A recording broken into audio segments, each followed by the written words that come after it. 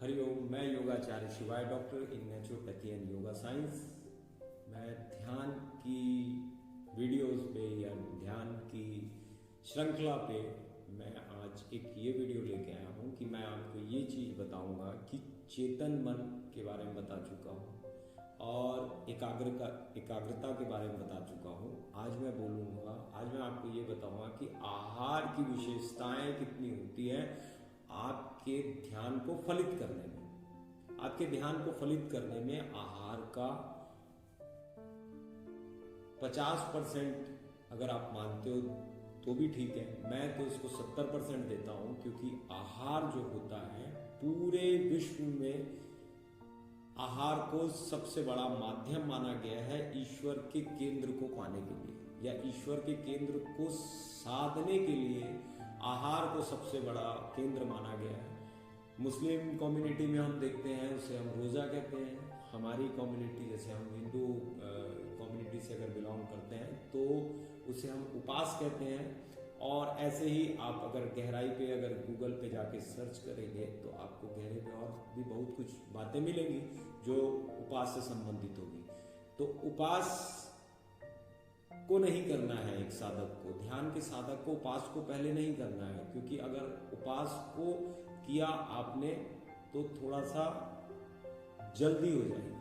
हमको इससे धीरे धीरे आगे बढ़ना है।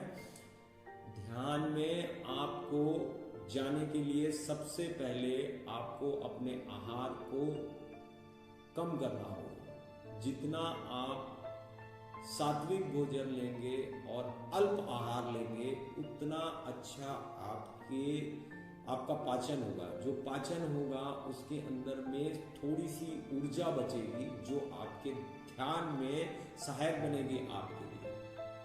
ये इसका पूरा ये उसका पूरा साइंस है। ध्यान पे आपको, अगर आप ध्यान की साधना में हैं या आप ध्यान पे अगर आपने अपना समय व्यतीत कर रहे हैं या भक्ति में आप अपना समय व्यतीत कर रहे हैं, तो आपको सात्विक भोजन और अल्प आहार से शुरुआत करनी चाहिए। और जैसे आपकी 4 रोटी की भूख है तो आपको 3 पे संतुष्ट हो जाना चाहिए। और फिर भी किसी साधक को या किसी व्यक्ति को भूख लगती है तो उसको बदल के सलाद पे या कच्ची चीजों पे या फलों पे लेके आ जाना चाहिए। और सात्विक आहार पे ही रहना चाहिए एक साधक को, क्योंकि आहार सात्विक रहेगा तो विचार सात्विक होंगे।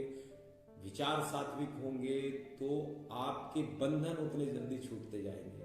और जितने जल्दी आपके बंधन छूटेंगे उतना जल्दी आपका जो ध्यान है उस अवधि पे पहुंचता है जहां परम धाम, जिसे हम अपने ग्रंथों में या अपनी साधना में बोलते हैं। परम ध्यान सक्रिय ध्यान से होते हुए जाएगा। तो सक्रिय ध्यान, अगर आपकी पूरी चेतना आपके आहार को पचाने में लगी हुई है या आपकी पूरी शक्ति आपके आहार को पचाने में लगी हुई है, तो आप ये चीज बिल्कुल भूल जाइए कि आपका ध्यान सक्रिय होगा या आप ध्यान में ज्यादा गहरे उतर पाएंगे।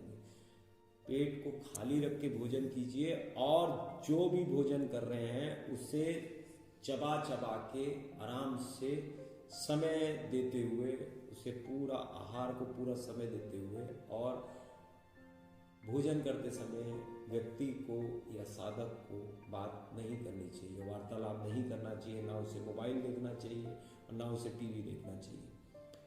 जितना ज्यादा अपने मन को, अपने दिमाग को फैलाएंगे उतना ज्यादा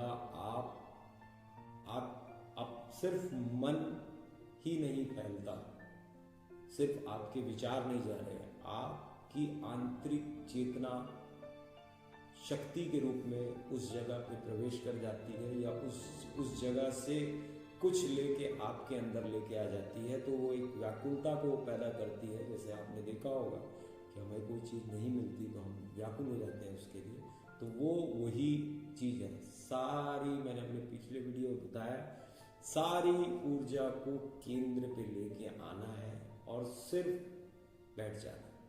3 चीजें होती है, मैंने आपको बताया 3 टाइप के ध्यान होते हैं। एक, या तो सब में लीन हो जाइए, या तो एक में लीन हो जाइए, या तो किसी में लीन ना होइए। 3 चीजें मैंने अपने एक्सपीरियंस से बताया है।